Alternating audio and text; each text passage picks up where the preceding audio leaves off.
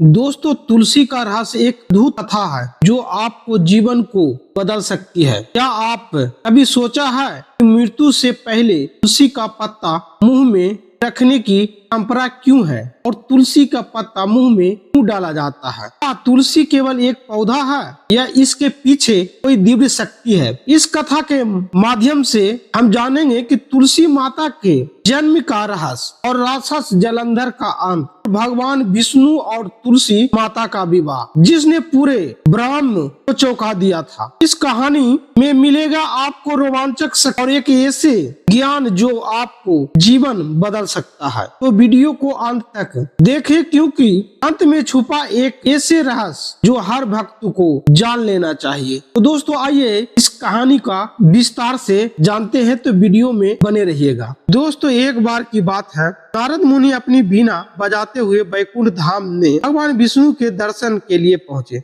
मन में एक जिज्ञासा उठी और उन्हें भगवान से सवाल पूछे। और वो ऐसा कहा जाता है कि मरने से पहले मनुष्य की मुंह में तुलसी का पत्ता रखा जाता है या मात्र एक परंपरा, इसके पीछे कोई दिव्य रहस्य है? भगवान विष्णु मंदे मंद मुस्कुरा कर बोले, अरे तुम्हारी जिज्ञासा बहुत शुभ है। आज मैं तुम्हें एक ऐसे कथा सुनाऊंगा जिससे तुम्हें इस रहस्य का ज्ञान प्राप्त करोगे।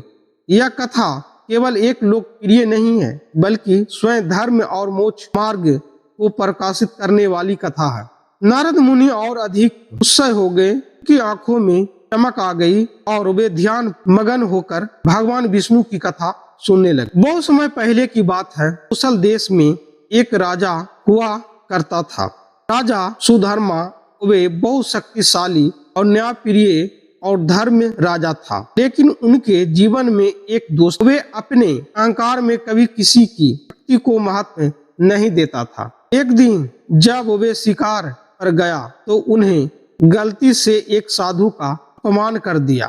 साधु ने उन्हें बताया, राजन, जीवन में कितनों भी बड़ा व्यक्ति क्यों न हो, अगर उसने ईश्वर की शक्ति नहीं की है, मृत्यु के समय उसे बड़ा कष्ट सहना पड़ता है। तुम्हारे जीवन के अंत में तुम्हें इसका एहसास होगा। राजा ने इस चेतावनी को हल्के में ले लिया और वे अपने जीवन आनंद से जीने लगा।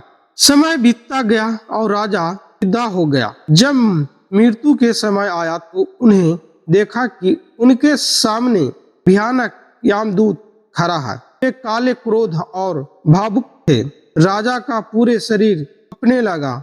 उन्होंने मंद मंद लिए पुकारा, लेकिन उनके सिपाही, मंत्री और परिवार का कोई भी सदस्य उनकी रक्षा नहीं कर सका। तभी महल से उनकी पत्नी रानी सुमित दौड़ती हुई आई। उसके हाथ में एक तुलसी का पत्ता था।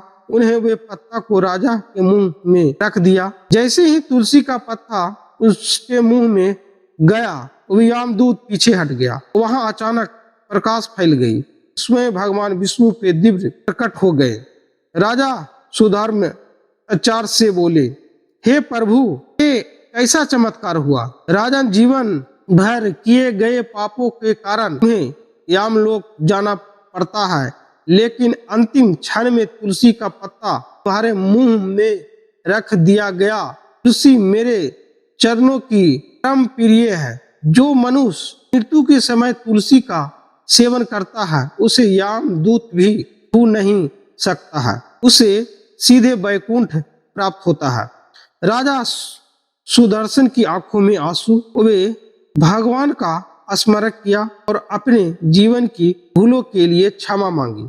उनके प्राण शक्तिपूर्ण निकल गया और वे वैकुंठ को प्राप्त किया। नारद, जो भी मनुष्य जीवन से चूर रहता है और जीवन भी भक्ति नहीं करता है, लेकिन अंत समय में तुलसी का पत्ता ग्रहण करता है, उसे मोक्ष की प्राप्ति होती है। यह मात्र एक परंपरा नहीं है बल्कि स्वयं ईश्वर की कृपा का माध्यम है।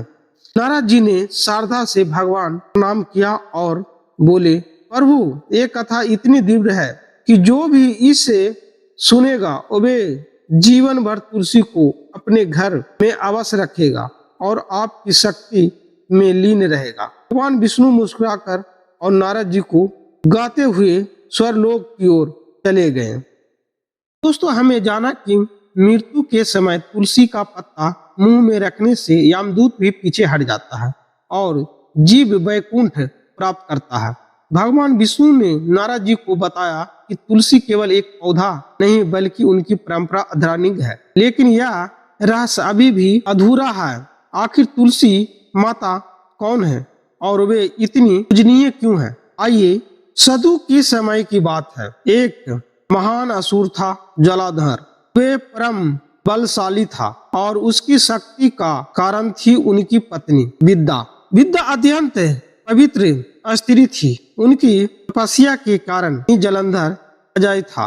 देवता भी उसे पराजित नहीं कर सकता था, क्योंकि जब भी वे युद्ध में जाता था उनकी पत्नी उसकी रक्षा के लिए अपने सतीत्व का बल लगाकर उसकी रक्षा करती थी। एक दिन जलंधर ने अपनी शक्ति के अहंकार में आकर स्वर्ग पर आक्रमण कर दिया। इंद्रदेव समेत सभी देवता घबरा गया और भगवान विष्णु की शरण में पहुंच गया। हे विष्णु, यदि जलंधर को रोका नहीं गया तो वे तीनों लोक को नष्ट कर देगा। भगवान मुस्कुराकर बोले, जब तक विद्या का सतीत्व रक्षा कर रहा है, जब तक जलंधर को कोई पराजित नहीं कर सकता है। अब प्रश्न ये था कि विद्या का सतीत्व कैसे भंग होगा। भगवान विष्णु ने एक योजना बनाई। उन्होंने जलंधर का रूप धारण किया और उसकी पत्नी विद्या के समक्ष प्रकट हो गया। और विद्या ने जब अपने पति को देखा तो बिना कुछ सोचे समझे उनकी चरण में गिर पड़ी और उसका स्वागत किया। लेकिन जैसे ही उन्हें छुआ, उसका सतीत्व भंग हो गया। उसी क्षण में देवता ने जलंधर पर आक्रमण किया और शिव जी ने अपने त्रिशूल से उसका अंत कर दिया। जब विद्या को यह सच्चाई पता चली तो वे क्रोध में पीड़ित होकर कांप उठी। तो विष्णु जी को श्राप दिया, हे विष्णु, अपने छल से मेरे सतीत्व भंग किया है, अब मैं आपको पत्थर बना दूंगी। भगवान विष्णु ने मुस्कुराकर उन्हें श्राप को स्वीकार कर लिया और शाली ग्राम के रूप में परिवर्तित हो गया। इसके बाद विद्या ने अपने प्राण त्याग दिया, लेकिन उसकी भक्ति इतनी महान थी कि उसके शरीर में एक दिव्य पौधा उत्पन्न हुआ। यही तुलसी माता थी। भगवान विष्णु ने घोषणा किया, जो भी मेरी पूजा में तुलसी पात्र अर्पित करता है वे सीधे मोक्ष की प्राप्ति करेगा। तुलसी केवल एक पौधा नहीं, वे स्वयं मेरी शक्ति और भक्ति का प्रतीक है। उसी दिन से तुलसी माता को भगवान विष्णु की पत्नी के रूप में पूजा जाने लगा। भगवान विष्णु और नारद जी ने ध्यान पूर्वक कहा, प्रभु, यह कथा सुनकर मेरा हृदय धन हो गया। अब मैं जान गया कि तुलसी केवल एक साधारण पौधा नहीं है, बल्कि स्वयं भक्ति और सतीत्व का प्रतीक है। भगवान विष्णु मुस्कुराकर बोले, जो मनुष्य मृत्यु के समय तुलसी ग्रहण करता है वे सीधे वैकुंठ जाता है, लेकिन जो तुलसी माता की पूजा करता है वे जीवन भर मेरे सतीत्व में रहता है। दोस्तों, अभी तक जाना कि विद्या माता का त्याग और तपस्या तुलसी के रूप में परिवर्तित हुआ और भगवान विष्णु ने वरदान दिया कि वे सदा उनकी प्रिय रहेंगे। अब सवाल उठता है, क्या तुलसी और भगवान विष्णु शालिग्राम का विवाह हुआ था और इसका क्या आध्यात्मिक महत्व है? दोस्तों, तुलसी माता का प्रकट होने के बाद वे गंगा तट पर तपस्या करने लगी। वे केवल भगवान विष्णु की भक्ति में लीन थी और अपने पूर्ण जन्म की यादों से मुक्त होना चाहती। एक दिन भगवान विष्णु स्वयं उनके समक्ष प्रकट हुए। वे शालिग्राम के रूप में थे, एक दिन काले पत्थर के रूप में, जिनकी अभाव सूर्य के सामने चमक रही थी। भगवान विष्णु बोले, तुलसी, तूने अपने जीवन में अपार भक्ति की है, तुम्हारी तपस्या और सतीत्व है, अब मैं तुम्हें अपना अर्धांगिनी स्वीकार करता हूँ। तुलसी माता भावुक हो गए। उन्होंने भगवान विष्णु को चरण में गिरकर कहा, हे प्रभु, यदि आप मुझे विवाह करेंगे तो ये सारा संसार जान जाएगा कि भक्ति का सबसे बड़ा प्रतीक फल स्वयं ईश्वर का सनादित है।